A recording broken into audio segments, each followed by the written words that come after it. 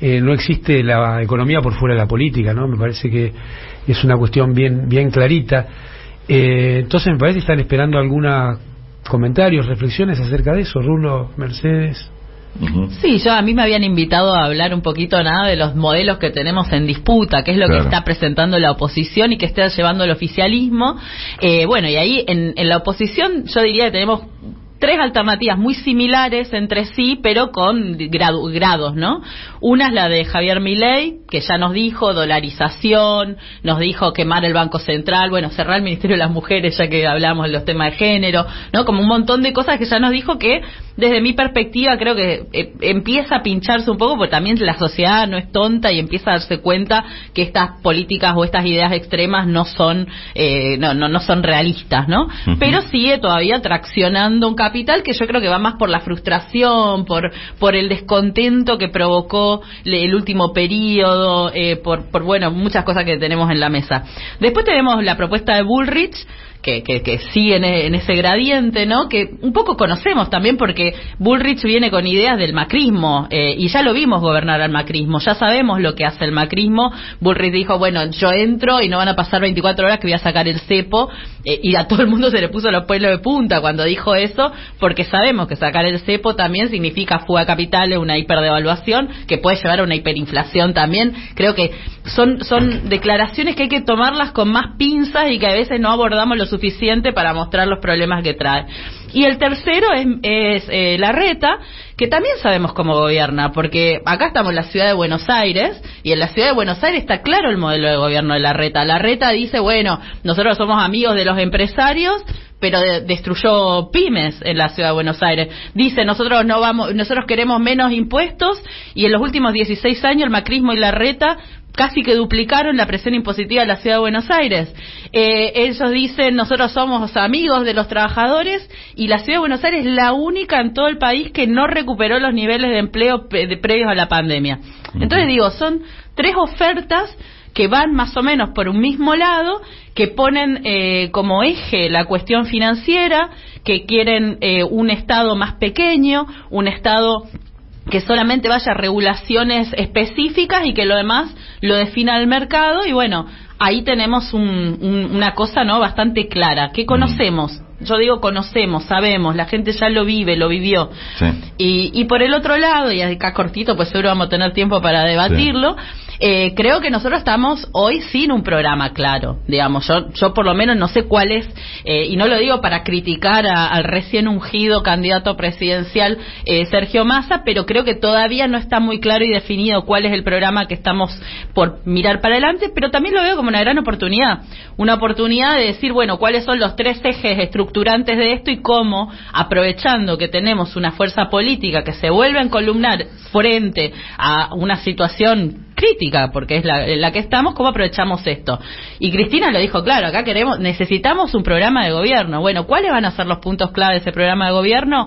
Bueno, yo tengo mis preferencias, seguro ustedes también las tendrán, pero creo que eso es lo que está abierto, y eso es lo que sí tenemos que darnos un espacio de debate para poder impulsar, para que después ese contrato electoral se cumpla, para que después del 10 de diciembre, si ganamos, podamos también decir, bueno, ganamos porque queríamos esto.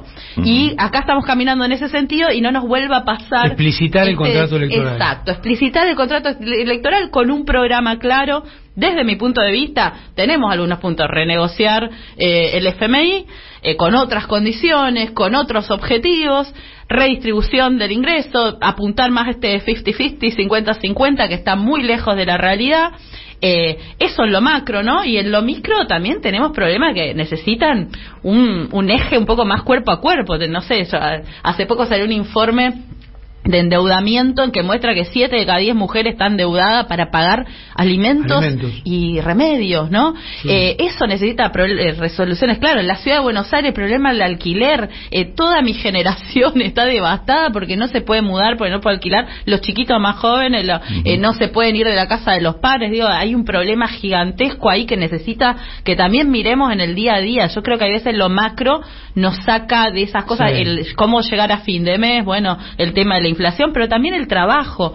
¿Cómo estamos pero hoy ahí, por ejemplo, esto? Mira, algunas cosas, Rulo, si me permitís señalar. Déjame un punto, me parece importante y no dejarlo pasar. Sí. ¿De quién es el estudio ese que mencionaste de que 7 de cada 10 mujeres están Ese estudio lo hizo la Dirección de Economía, Igualdad y Género, la que yo construimos con Sol Prieto, mi compañera, y es con datos del Banco Central, y también lo hicieron con compañía con CEPAL, es decir, es un estudio que se hace Banco Central, CEPAL y el Ministerio de Economía, y que muestra esos resultados. Porque son muy estas cosas hay que rescatarlas, porque normalmente no se hablan de estos temas. El tema del endeudamiento de la familia. Sí, pero en este caso es peor en la mujer. Yo en este tema tengo una propuesta concreta que le daría al nuevo gobierno, que es que las asignaciones familiares, sean generadas por quien sean en la familia, siempre las cobre la mujer.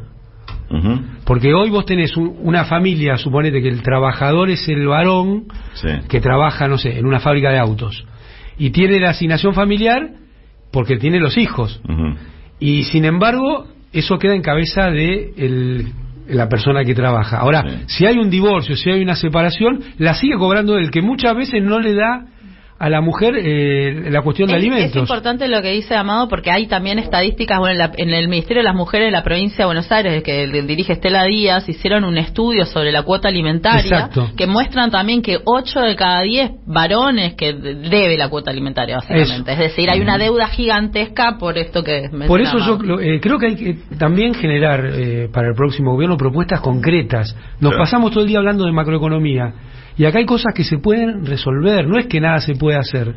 Hay cosas este tema concreto me parece re fácil de resolver si hay voluntad política de hacerlo, ¿no? Me parece que es el momento de introducirte, Marcelo. Es una pregunta que dejó Daniel Tonietti antes de retirarse. Un recado. La mano que mece la cuna. Un recado, pero de lejos. Un recado, por esto que decías, que describías bien el tema de la desconfianza que hay del propio empresariado en alguna de las propuestas de los partidos de derecha. Y en esto también recuerdo un antecedente o una anécdota que me contaron alguna vez.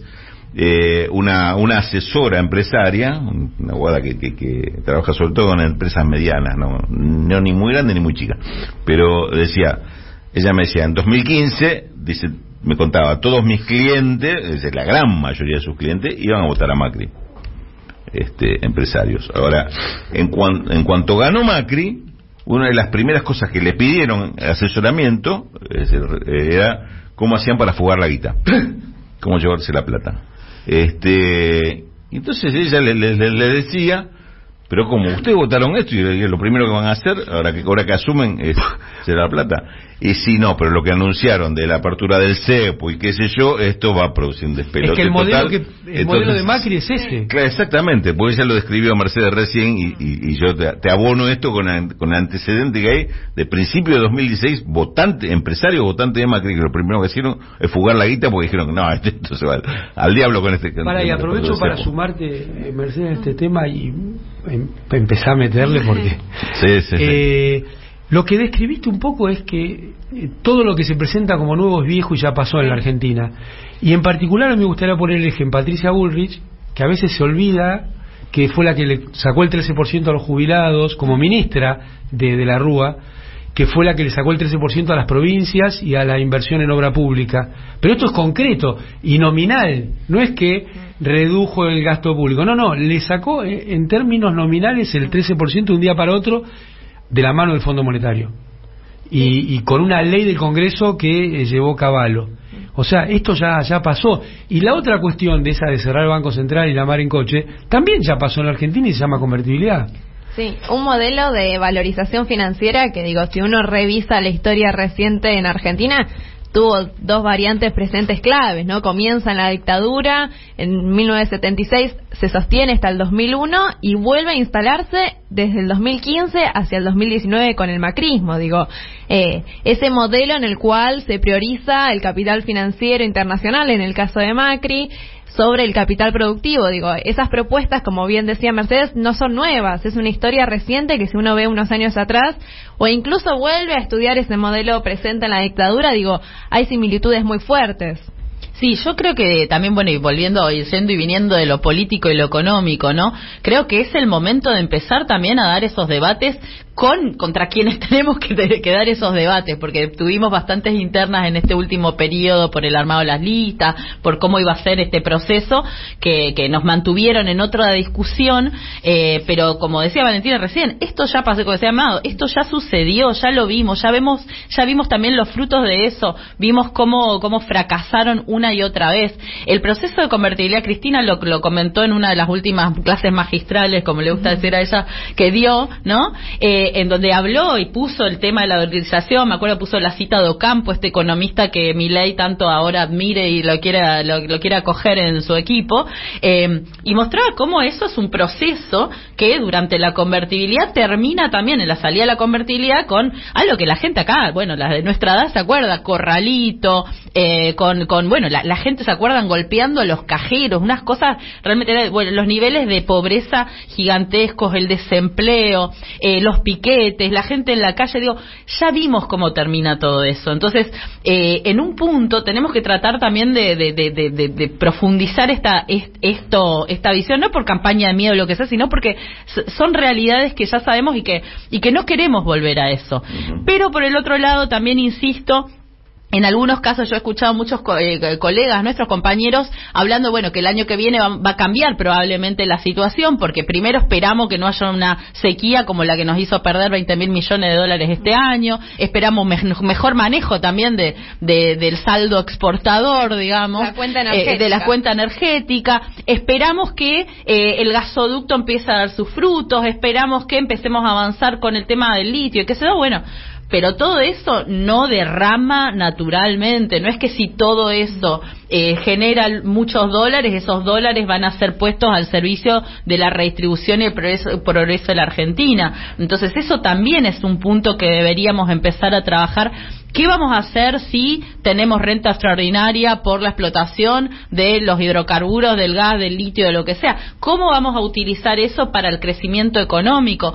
¿Qué lugar le vamos a dar también al Fondo Monetario Internacional y cómo vamos a mantener eso? Porque no nos podemos sacar de encima que tenemos ahí, no sé, de acá a las PASO tenemos casi 6.000 millones de dólares de vencimientos. De acá a las PASO, es decir, acá 2 meses. Y eso también es un problema, no es solamente del corto, inmediato o corto plazo, sino también que tiene que estar presente en lo que nosotros vamos a proponer como este pacto, este contrato electoral, porque para también dar respaldo a quien tenga que ir a renegociar esto. Una negociación en el Fondo Monetario, bueno, Amado acá lo ha vivido, lo ha tenido que pasar también, y muchos de nosotros, a mí me tocó sentarme en negociaciones en la parte de gasto social, ¿no? Como de trabajar en los pisos del gasto social. El Fondo Monetario Internacional no está mirando a ver si nosotros llegamos a fin de mes, si los chicos comen 2 o 3 comidas. Estamos en un contexto en que más del 52% de los niños en la Argentina vive en un hogar pobre, y todo eso no le importa al FMI, pero a nosotros sí nos importa. Entonces, claro, ¿cómo vamos a trabajar esto y cómo vamos a ordenar las prioridades de cara a lo que se viene? Mira, yo creo que este es uno de los temas para ir entrando también en lo más rulo, espinoso hoy en día, que me parece que Cristina Ayer también dio algunas definiciones importantes. Yo creo que el tema cero en la Argentina, o sea, el primer tema antes de tomar cualquier otro tema, es el Fondo Monetario, y debiera ser la base del programa que se dice que se va a presentar, porque estamos todas y todos llenos de dudas con lo que viene. Yo entiendo profundamente y comparto lo que está pasando en la sensibilidad de nuestras y nuestros militantes, nuestras y nuestros oyentes. Es un momento de mucha incertidumbre, y en algún sentido, bueno, que no sea Cristina la candidata, hay un sentido de orfandad en este momento, ¿no? Pero lo que tenemos que hacer es tener una actitud política para resolver eso y ganar la elección. Yo creo que es el momento para plantear el programa y con mucha fuerza. Y creo que uno de los puntos por los que Cristina termina eligiendo candidato de unidad y trabajando para esa unidad tiene que ver con el tema del Fondo Monetario. Porque yo sigo militando por el mismo programa, que es shock distributivo, estatización de las empresas de servicio público, administración del comercio exterior, protección de la industria argentina y ampliación de derechos de trabajadoras y trabajadores. A mí de ahí no me mueve nadie. Ahora, en términos concretos, para lograr esto, lo primero que hay que hacer es sacarse el Fondo Monetario encima.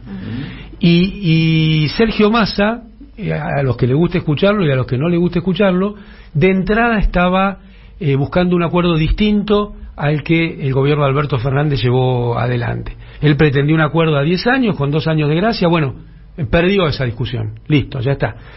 Pero ahora, él está convencido que en el eventual gobierno que venga, necesita hacer lo mismo que hizo Kirchner, que es pagarle al Fondo Monetario y decirle chau. Y está trabajando en eso, en una propuesta que ya había articulado Cristina, que era vincular los pagos a las exportaciones. Es decir, lograr un acuerdo en el cual vincular los pagos al aumento de exportaciones y ahí eliminar todas las condicionalidades. Esto es lo que Massa tiene en la cabeza de acá para adelante. Y creo que para la Argentina hoy es el punto cero sacarse al Fondo Monetario encima. Y repito, estamos todas y todos llenos de dudas. ¿Pero al fondo le interesa cobrar o le interesan las condicionalidades? Al fondo le interesan las condicionalidades. Por eso es muy importante que podamos hacer un esquema de pago y sacarse encima las condicionalidades. Y yo veo que si el gobierno que viene está involucrado en esa política, bueno, va a haber lugar para poder hacer todo lo que muchas y muchos pretendemos, que repito, es el shock distributivo, avanzar con el uso de los bienes naturales para las argentinas y no para el mundo. Me parece que todo es lo que hay que desplegar hacia adelante. Tiene como vértice el cepo de la Argentina, que se llama Fondo Monetario Internacional. Yo en eso estoy de acuerdo. Lo que no veo que Sergio Massa tenga en la cabeza ese planteo cuando Gabriel Rubinstein es el negociador con el fondo. Que Gabriel Rubinstein, si algo que tiene Gabriel Rubinstein es que es un fanático de las condicionalidades, digamos, está a la derecha del fondo Gabriel Rubinstein, el vice de... Estoy de acuerdo. Ahora yo te pregunto una cosa. El presidente del Banco Central de Néstor Kirchner se llamaba Martín Redado. Sí. ¿Y quién condicionaba las políticas? ¿Martín Redado o Néstor Kirchner? Néstor Kirchner. Bueno, entonces yo entiendo, y por lo que he hablado y escuchado, que para Sergio Massa también el Fondo Monetario, no sé si se dio cuenta ahora, porque está viviendo con el enemigo durante 9 meses, si lo pensaba... No quiero ser muy agresivo, pero me surge decirte, ¿y Massa es Néstor Kirchner? Nadie es alguien. Cada uno es cada uno. No sé qué me dijiste, pero... Cada uno es cada uno. Me estás poniendo existencialista. A mí igual, volviendo a lo de Rubinstein que decía... Ya que decís eso, agarremos a Sartre. Cada uno de nosotras y nosotros es lo que hacemos con lo que hicieron de nosotros. Qué desastre. Ay, mirá qué lindo. Mirá qué lindo. No, yo pensaba en lo esto de que decías de Rubinstein, ¿no? Ayer salió justo la publicación que compartió Cristina ayer en la... de las utilidades de las utilidades de la empresa. Ahí sí que se puso izquierda el FMI. Yo cuando lo leí, le contaba a Valentina, lo había visto a la mañana la nota del blog del FMI, y dije, yo debo estar leyendo mal, y después me fui a hacer cosas, no sé qué. Cuando los colores no son... Claro, viste, como leí, está mal el gráfico. ¿Cómo que las ganancias son la causa de...? Pero de verdad pensé que había leído algo mal, y como viste que está en inglés, vos lees de costado mientras estás haciendo cosas. Vuelvo a mi casa, me siento, me pongo a leerlo y digo, no puede ser, la compartí en Twitter bastante sorprendida, dije... Lo que dice ese gráfico, ese artículo que publica el FMI es que en Europa, los 2 últimos años, la mitad de la inflación está explicada por los aumentos de las utilidades de las empresas y no por el aumento de los salarios y no por el aumento del costo de la energía que pesan las importaciones. Es decir, está mostrando algo que yo había leído también el año pasado en un informe que presenta Oxfam, que es una ONG que trabaja en temas de desigualdad, un informe que se llama Profiting from Pain. Profiting from Pain es como ganando a partir del dolor. ¿Qué dice ese informe? Decía que por primera vez en 2 décadas en el mundo sucede que aumenta al mismo tiempo la pobreza global y la riqueza global, ¿no? La riqueza además global concentrada. ¿Quiénes son los nuevos ricos que aparecen, multimega millonarios, billonarios en el mundo? Compañías alimenticias. Entonces el informe de Oxfam te decía, mientras caen millones a la pobreza porque la pandemia y la guerra provocaron toda esta situación,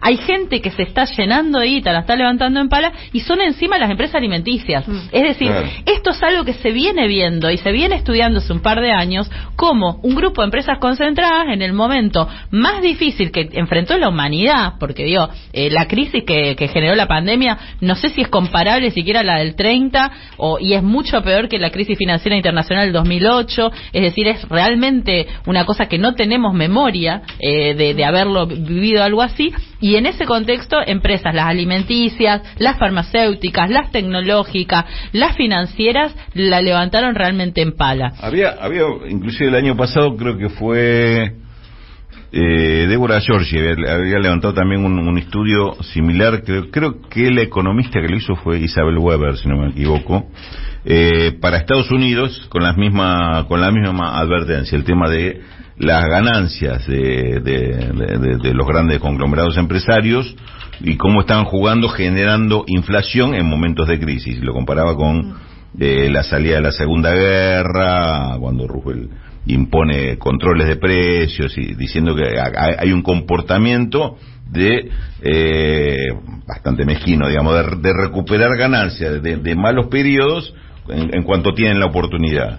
Sí, y de hecho el otro día conversábamos... Inclusive lo habían tomado algunos asesores de Biden también, este tema que obviamente en una clase que hicimos para la escuela de Néstor Kirchner, que me tocó compartir con Pablo Manzanelli y con Feletti, hablábamos justo también de que muchas veces al kirchnerismo se le acusa de estar peleado con el sector empresarial, que a los gobiernos peronistas se los acusa eso, y yo decía, no sé, durante la pandemia, la cantidad de plata que le dimos a las empresas con el programa de asistencia al trabajo y la producción, y después te sueltan la mano. Sí, empresas que tenían gran parte de sus trabajadores en condiciones de informalidad, ¿no? Un punto central, no hubo una revisión del gobierno, y estamos hablando de grandes grupos económicos, y me parece muy interesante esto que mencionabas recién, Mercedes, que también Amado participó de la escuela justicialista Néstor Kirchner, la importancia de encontrar esos lugares y esos espacios de debate y de construcción también de cuadros técnicos, además de cuadros políticos,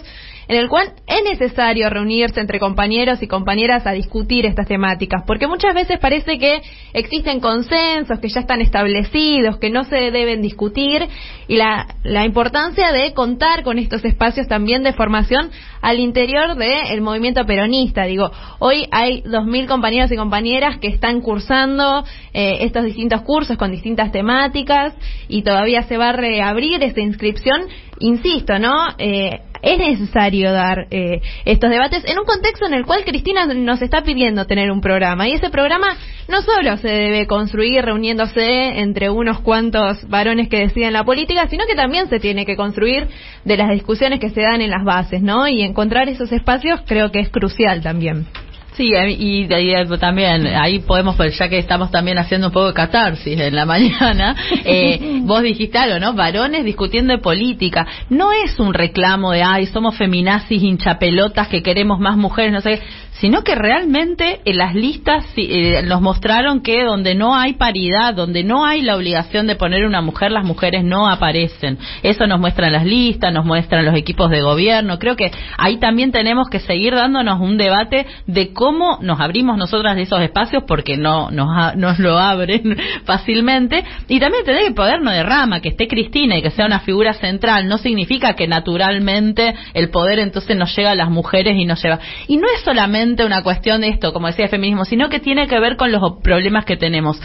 Hablamos hace un ratito de la pobreza. Bueno, la pobreza está feminizada, entonces si no abordamos eso con perspectiva de género, pero no es un capricho técnico, es un problema de cómo solucionamos. Acá Amado recién ponía el ejemplo de la cuota alimentaria. ¿Cómo hace esta mujer que tiene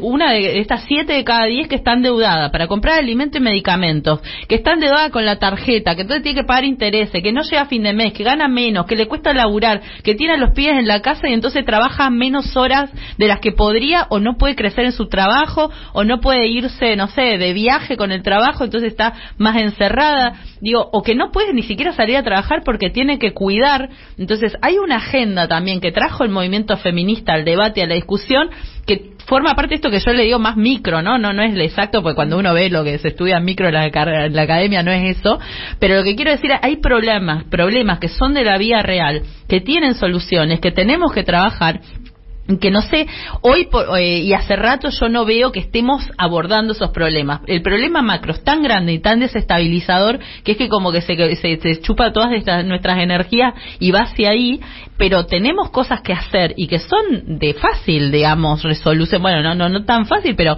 sí abordarlas, y que eso implica empezar a usar otras herramientas que la economía está construyendo, como es la economía feminista, pero también, bueno, la discusión del cambio climático, que se nos vienen, hay veces que pareciera que no, bueno, son temas de primer mundo, no, el problema del cambio climático, quienes más afecta es a quienes son más pobres, a quienes no tienen la posibilidad de supervivencia o de enfrentar a esa población con mejores herramientas, esa situación con mejores herramientas. Entonces, creo que esos debates tenemos que empezar a incorporarlos, tenemos que ir machacando, como decía Valentina, estos espacios de discusión entre pares, entre gente que tiene más experiencia, que ha pasado por espacios de gestión, también empezar a mover esto, porque las mismas cosas siempre no nos van a dar resultado. El mundo está cambiando el mundo del trabajo, está cambiando la relación nuestra con el ambiente, y lo vemos en el calor que tenemos estos días en pleno invierno, y en los calores y las olas de calor que tuvimos en verano, la sequía. Estamos viendo también un emergente de derecha conservador en los países latinoamericanos muy fuerte, y fíjense que el principal enemigo de esos emergentes es el cambio climático y las mujeres. Cuando se enoja Milei, ¿con qué es lo primero que dice después lo económico? Con las mujeres.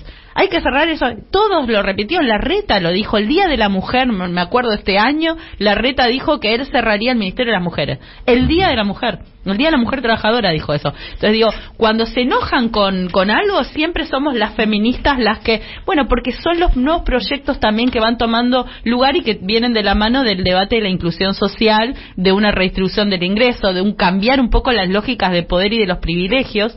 Entonces lo que digo es, no es un capricho de un par de nosotras, sino que tiene que ver también con estar a la altura de los debates del presente, y también a buscar y aportar soluciones que son novedosas, que salen de la ¿Por dónde caja. vos ves que se estén generando los espacios para estas discusiones?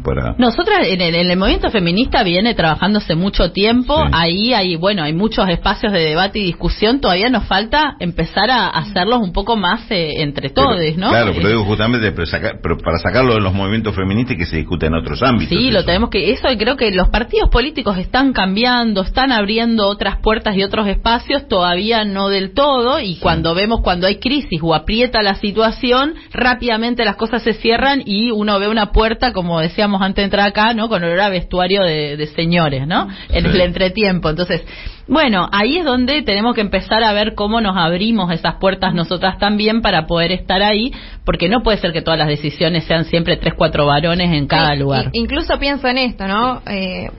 Vuelvo a insistir, digo, en la creación del programa de la escuela justicialista Néstor Kirchner, digo, participan muchas compañeras en los debates, en el armado, en el contenido, y eso es lo interesante, ¿no? Digo, no solo, bueno, juntarnos en una unidad básica, en la comuna del barrio, en la universidad, a discutir qué nos está sucediendo, sino también hacerlo con datos, hacerlo con una producción académica que respalda esa formación política, y por eso abrir las puertas a que se sumen y que se sigan sumando. Bueno, Amado, vos también participaste, ¿no? ¿Nos podrías contar tu experiencia? ¿En qué clase estuviste? Yo me tocó la de inflación. Polémico. Sí, porque el planteo, por lo menos mío, es que la inflación es siempre un fenómeno distributivo. Para parafrasear a los monetaristas, la inflación es siempre y en todo lugar un fenómeno distributivo que termina de disfrazarse de distintas cosas, de aumento de la cantidad de dinero, del déficit fiscal, pero esas son formas de acomodar el problema distributivo. No es que el origen de la inflación es que haya aumento monetario, sino que el aumento monetario tiene que ver con la puja distributiva. Entonces, cuando das vuelta a la causalidad, pues esto de lo multicausal también me rompe bastante estirar la pelota a la tribuna. Es como no decir nada. Claro. No, ahora me acuerdo en época de Guzmán, no de Guzmán, sino del FMI, que decía, bueno, ahora reconocimos que es multicausal. A mí que me importa lo que reconoce. Yo lo que digo es, reconozcamos cuál es el verdadero problema para encontrar soluciones. Y yo creo que es un fenómeno distributivo. En estos años, desde que se impuso el modelo macrista y no se pudo transformar, viene perdiendo el salario contra los ingresos de las empresas. Ayer vimos que esto no es un fenómeno de la Argentina, sino mostró el gráfico ese de Cristina, que es un fenómeno global. Y bueno, me parece que la función de nuestro espacio político es transformar eso, ¿no? Es intervenir del Estado en el fenómeno distributivo a favor de aquellos que no pueden intervenir porque no tienen un equilibrio de poder con quienes forman los precios. Yo escuché un razonamiento que me gustaría saber qué opinan. Lo saco un poco de este eje, pero no tanto, que dice algo así como que en pocos meses ya no habría dólares, es muy posible una corrida cambiaria, y que en realidad una candidatura de Guado de Pedro, de quien sea, que necesariamente se tendría que poner un poco a criticar la economía, sería insostenible para este gobierno, sería como hacerle agujeros al propio barco en el que uno navega, y por lo tanto la opción por Massa viene impuesta por la situación. Es casi un tecnicismo. Tenía que ser Massa un ministro que no le está diciendo, miren, en 4 meses me voy, sino, miren, es posible que yo sea presidente, y por lo tanto empodera a Massa como para negociar que este gobierno pueda terminar bien. No sé si eso es un programa económico, pero parece ser, porque en un momento Cristina dijo comprensión de texto y comprensión de contexto. Claramente. A mí me parece difícil la situación en la que está parado hoy Massa. Massa es el ministro de Economía, en una economía muy, muy frágil. Decíamos hace un rato, de acá a las PASO, vencen casi 6.000 millones de dólares con el FMI. ¿Hay que salir a conseguirlo o hay que quedarse con reserva negativa? No sé. Es una situación difícil, ¿no? Tener un ministro de Economía en esta situación, en una campaña presidencial, a mí me parece riesgoso, porque ante, no sé, una corrida, un movimiento de mercado, etcétera, es desestabilizar no solo al Ministerio de Economía, sino también a tu candidato. A mí me parece una jugada riesgosa. Bueno, es la jugada que tenemos. Creo que hay que trabajar con varios escenarios, hay que ser fatalista y plantear un escenario en que nos va mal en las PASO, porque eso va a significar que le fue bien o a Patricia Bullrich o a Milei o a Larreta, que es un programa muy distinto, y que eso sí puede, ¿se acuerdan la PASO en la que Macri pierde, que se acuesta a dormir y se queda muy enojado y al otro día nos levantamos una evaluación tremenda? Digo, bueno, ese escenario hay que tenerlo preparado, así como también hay que tener preparados los escenarios de transición en el caso que nos toque hacer. Entonces creo que esto hay que tomarlo realmente con la importancia que es. Estamos en una situación frágil en términos financieros y económicos.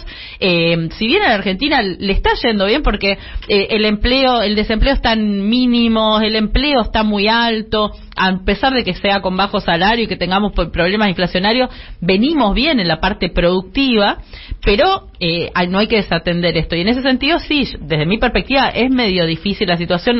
No lo veo como al revés, como vos lo decías, lo de Guado. Guado quizás era no percibido como un economista o no tan cercano a esto, pero digo, acá lo tenemos al ministro de Economía como candidato. Él está poniendo de ejemplo a Macron o está poniendo de ejemplo a Cardoso, pero en situaciones económicas totalmente diferentes, ¿no? Digo, para mí son incomparables los procesos económicos y políticos de Francia o de Brasil para esta situación. Entonces yo creo que hay que tener bien planteado cuál sería el escenario post-paso, si nos va muy mal, si nos va más o menos, si nos va muy bien, porque lo que sube del otro lado, no, salvo con Larreta, yo no le veo tanta posibilidad de sentarse a dialogar o a consensuar algún tipo de camino intermedio, como hizo Alberto con Macri en su momento. Digo, mal o bien, se sentaron y charlaron y vieron cómo hacían eso, con muchas críticas después, bueno, porque hubo muchos debates acerca de si tendría que haberlo hecho o no, pero lo cierto es que hoy estamos con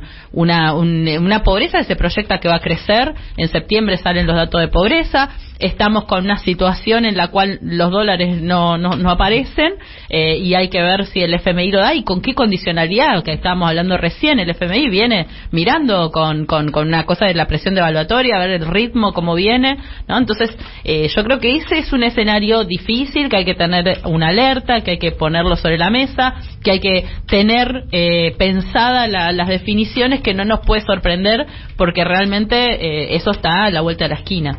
Vinculo algo que acabas de decir, Mercedes, con lo que decía Amado, que en lo cual coincido plenamente, que es el tema que el Fondo Monetario, el acuerdo con el Fondo Monetario es el punto cero de cualquier planteo de política económica, ¿no? ¿Qué haces con eso? Es lo primero que hay que resolver.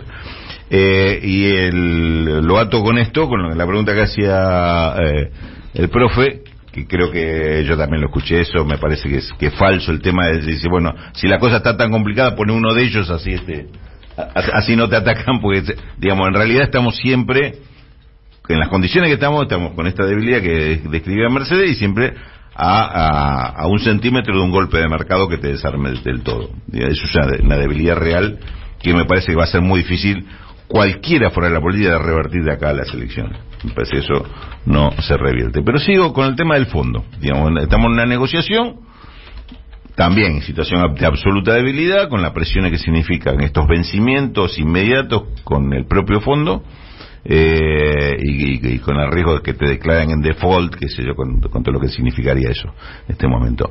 ¿Cómo observan ustedes el tema de lo que pasó la semana pasada, de una carta de 6 presidentes, que evidentemente fue motorizada fundamentalmente por Lula, pero también firmaron López Obrador, firmó Luis Arce de Bolivia, Boric de Chile, Petro de Colombia, y el sexto creo que fue el de Paraguay, reclamándole a Biden que Estados Unidos interceda a favor de Argentina en esta negociación, porque esta negociación ya se hacía más política que técnica, y lo que estaba haciendo el fondo prácticamente poniéndole al borde del precipicio a Argentina y pegándole un empujón.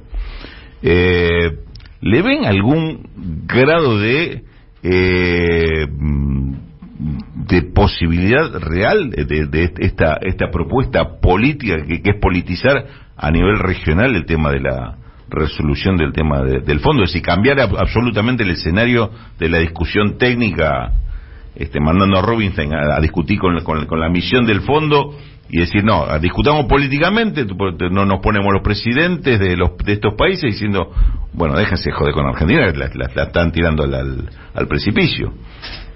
Y mira, hay un economista que a mí me gusta mucho que es Arauz, de Ecuador, ¿no? Y él tenía algunos planteos de este estilo, ¿no? Como decir, que fue candidato a presidente. Que fue candidato a presidente, Andrés Arauz. Él tenía algunos planteos similares, diciendo, bueno, esto tiene que abordarse de manera regional, hay que buscar, además también decía que había un artículo en el FMI que nunca se había reglamentado, que tiene que ver con el perseguir la fuga, ¿no? Cosa que pasó con el crédito que nos dio el FMI, que se fugó todo. 2018-19. Exacto. Y entonces también hablaba de los clubes de deudores, ¿no? Como decir, los acreedores del Fondo Monetario Internacional es internacional y es un monstruo gigantesco con muchísimo poder. Y tiene que negociar con países uno a uno, ¿no? O sea, Argentina tiene que negociar sola contra ese monstruo, así como te negoció Grecia o como tuvo que negociar Portugal. Entonces, tus posibilidades también son más pequeñas en esa pulseada. Vos sos un chiquitito contra este monstruo. Entonces, Andrés Arauz también planteaba la cuestión de los apoyos regionales, de los vínculos entre los deudores. Durante los años de pandemia, la calidad de deudores de más del 60% de los países que tienen una deuda con el FMI empeoró. ¿Qué significa esto? En la pandemia, la crisis económica significó para la mayor parte de los países tener que salir a gastar un montón de dinero para sostener la actividad, los ingresos, la comida de la gente, etcétera, ¿no? La salud, etcétera. Y esto significó que algunos emitieron, como nosotros, otros se endeudaron, ¿no? Y cuando terminó este proceso, quedaron todas estas economías o endeudadas o más frágiles, con senderos fiscales muy estrechos, en donde empezaron a tener que definir, justo vino la guerra también, que compramos alimentos, energía, pagamos deuda, ¿cómo hacemos con esto, no? La deuda empeoró a nivel global de una manera tremenda. De hecho, el último mes Estados Unidos estuvo debatiendo en el Congreso durante no sé cuánto tiempo ampliar el límite de deuda que puede tomar Estados Unidos, que casi les costó cerrar otra vez el Congreso. Digo, hay un debate muy grande. Hace poco Macron hizo en Francia, hospedó también un debate en que ellos planteaban suspender las obligaciones de pago de deuda de los países que están afectados por crisis climática. Digo, es un tema el de la deuda hoy a nivel internacional, lo viene siendo desde la crisis del 2008, lo que no se ve son cuáles son las soluciones, cuál es la nueva arquitectura financiera internacional, cómo se lleva adelante. Hoy por hoy lo que vemos es que post pandemia esto que del grafiquito que hablábamos un ratito, ¿no? Las empresas grandes acumulan, nacen nuevos millonarios y billonarios.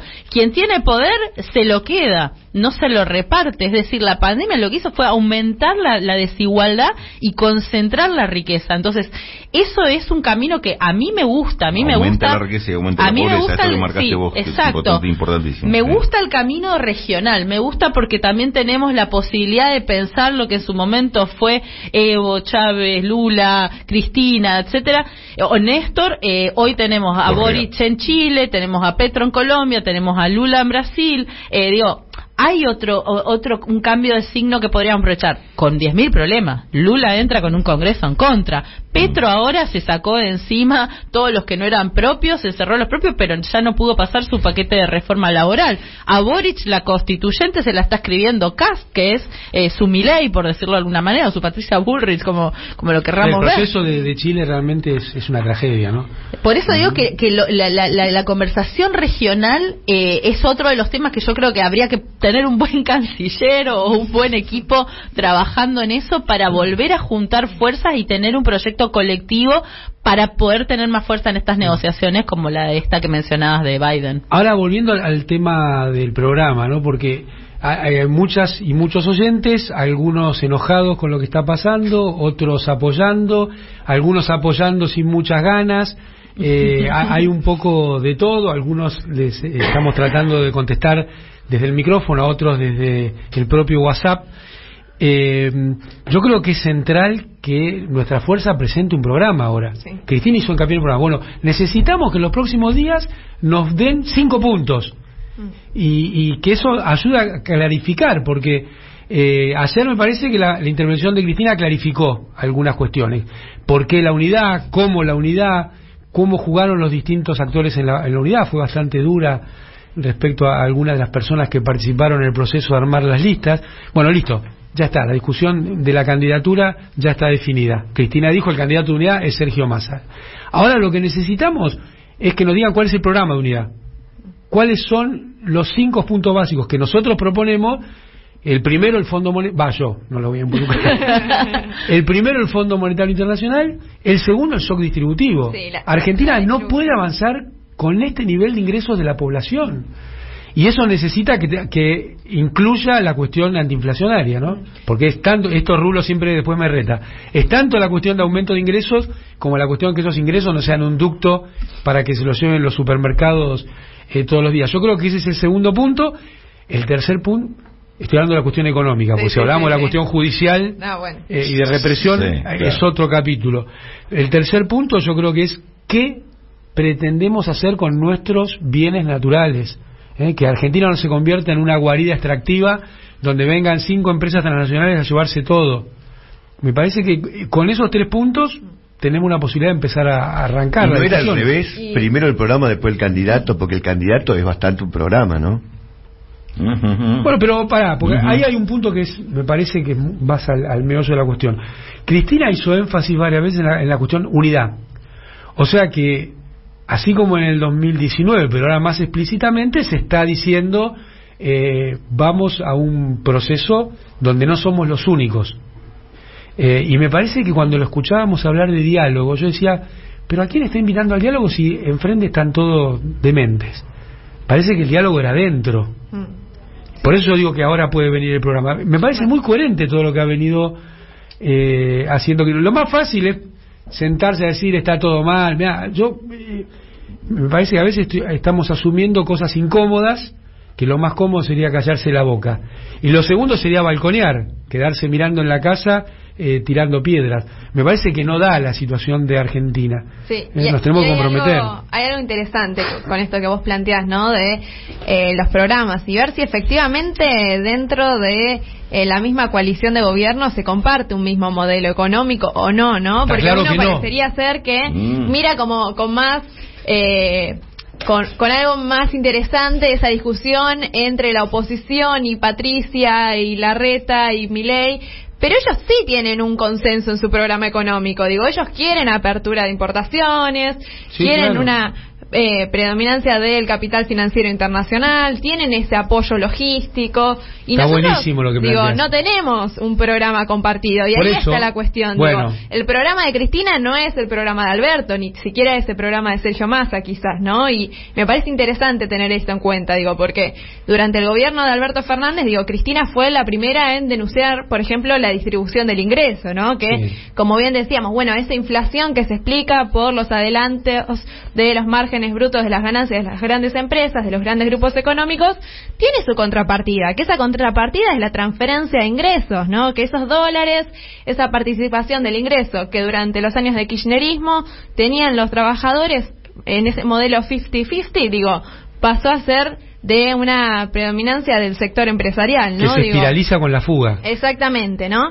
Entonces y quizás sí ese es el modelo de Alberto. El modelo de Alberto claramente fue un consenso fallido en términos de gobernabilidad con los grupos económicos, fue un consenso frente a darle estas ganancias a las grandes empresas frente a la contraposición de la pérdida de participación del ingreso de los trabajadores. Entonces, para mí no es lo mismo, no hay un programa unificado y esa por es eso la discusión necesitamos, yo que creo, y lo vengo diciendo hace mucho, que entre la oposición y el Frente de Todos, aún con Alberto Fernández, este gobierno fracasó. Si no, no hubiera habido que cambiarle el nombre a la marca. Eso lo hace solo una marca que no puede llevar nada a sus clientes. Esto no tiene que ver con clientes porque estamos hablando de ciudadanos y votos, pero haciendo la analogía con lo que haría una empresa, le cambiaron el nombre porque fracasó. Ahora, el fracaso de este gobierno es una pendiente. Un gobierno del tipo de Macri te hace bajar escalones, que es otra cosa, mucho más difícil de revertir porque además hay cambios estructurales. A mí me parece, y lo vengo diciendo hace mucho, que la Argentina posible está dentro del Frente de Todos, reconociendo que hay modelos distintos. Esto lo venimos diciendo en este programa de hace muchísimo. No es lo mismo lo que pretendemos algunos, que suponemos que nos conduce Cristina, que otros que estaban más cercanos a Alberto Fernández o a Massa ahora. ¿Está bien? Bueno, por eso es imprescindible. Pero ahí hay una Argentina posible. Yo creo que lo que hay que exigir, si están mirando el tema de exportaciones, exportaciones sí, pero con crecimiento salarial. No, claro, exportaciones. Pero ahí aparece un tema que vos mencionaste antes en cuanto a la comodidad o incomodidad. Me parece que lo más incómodo es enfrentarse con los sectores que tenés que enfrentarte. Claro. Pero el problema es que es incómodo, pero es inevitable. Pero eso es la vida. Bueno, pero de alguien que quiere representar al pueblo. La vida también es acomodarse un poquito y decir, bueno. Esa es otra vida. Claro. La nuestra siempre fue enfrentar. Sergio, el tema dice, no pongas este candidato porque vas muy de frente, entonces te van a pasar por arriba, poner uno un poquito más amigable. Pero nosotros probamos en la gestión, Rulo, que éramos otra cosa. Que enfrentábamos lo que se llama a Fondo Monetario, Techín, Coto o lo que fuera. Pretendemos eso y tenemos que exigir eso. Tenemos toda la gama de experiencia, ¿no? Si tomamos este gobierno inclusive, ¿no? De tratar de ser lo más amigable a confrontación, o confrontación no tan abierta, la confrontación te la hacían del otro lado, a las entidades, a las corporaciones rurales no se eligió confrontarlas. Por una cuestión de retenciones. Fueron ellos los que largaron una batalla directamente por eso hasta para voltear el gobierno. Entonces esos son los temas que me parece que están pendientes de discusión, digamos. Totalmente. Por eso digo, dónde va a pasar la estrategia. Sí, claro, queremos ver el programa. Sí, pero por eso insisto que necesitamos programa, proyecto, como le querramos llamar, porque no tenemos margen para la duda en un punto, no tenemos margen para la improvisación, no tenemos margen para que otra vez suceda esto de que un grupo va por un lado, el otro va por el otro, no se hablan, no se conectan, se toman decisiones contradictorias, se va para acá, después se retrocede. No hay ese margen. Creo que esta jugada, digamos, de encolumnar el peronismo atrás de Sergio Massa tiene que venir de la mano de encolumnar también con una idea rectora que moviliza hacia ahí. Quizás no sea la que más me gusta a mí, la que más le gusta a Amado, quizás sea algo diferente, pero tiene que haber algún camino, porque no, como les decía, si las paso ahí de distintos escenarios, hay que tener una respuesta para cada escenario, y vamos a tener que salir ahí. Después no puede ser que, hicieron esto, pero a mí no me gustaba y yo no quise, y cada uno se va para su lado. Eso es lo que digo, que creo que hay que tomar, hay que considerar la gravedad de la situación en la que estamos, en términos económicos, lo estoy diciendo, políticamente, bueno, veamos cómo va funcionando, porque la verdad que los desafíos son muy grandes, tanto en el corto plazo, cortísimo, de acá a las PASO, por lo que dijimos de los miles de millones de dólares que hay que pagarle al FMI, como de mediano plazo, y también pensando si vamos a hacer gobierno nuevamente en los próximos 4 años, bueno, tenemos que ser ambiciosos y ambiciosas, y construir una mirada de, bueno, ¿cómo vamos a gobernar esos 4 años? ¿Cuáles van a ser nuestros objetivos? ¿Qué vamos a poner ahí? ¿Cómo lo vamos a trazar este panorama? Entonces digo, no sé, acá somos economistas, digo, está bien que nos comprometamos, que hemos estos debates, que lo hagamos a calzón quitado, siendo también cuidadosos del respeto que nos merecemos también por las trayectorias que tiene cada uno,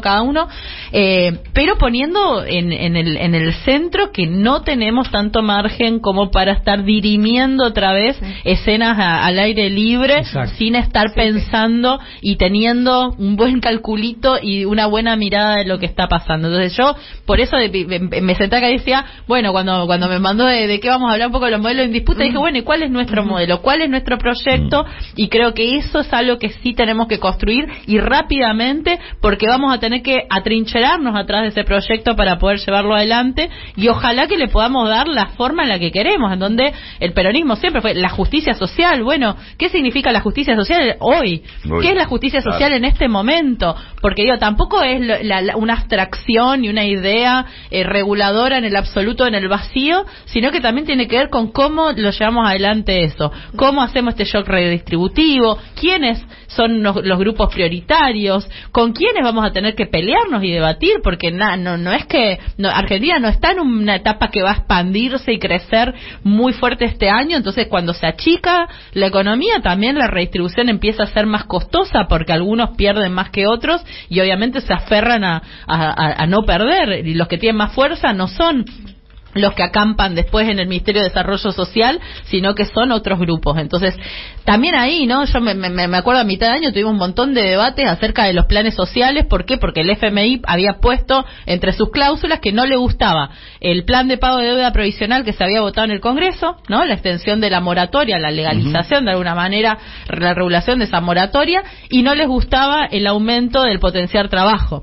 Entonces, ¿qué pasó? Se empezó a hacerle radiografía a los más pobres, a ver si habían comprado $1, porque si pagaste Spotify en tu cuenta ya no eras pobre, entonces había que darte de baja el plan. Mientras que los grupos económicos seguían generando sus ganancias y fugándolas al exterior. Y nadie iba... Y mentían en sus exportaciones. No había ninguna ministra de Desarrollo que vaya a auditar esas cuentas había, claro, estaban sobrefacturando exportaciones, subfacturando exportaciones.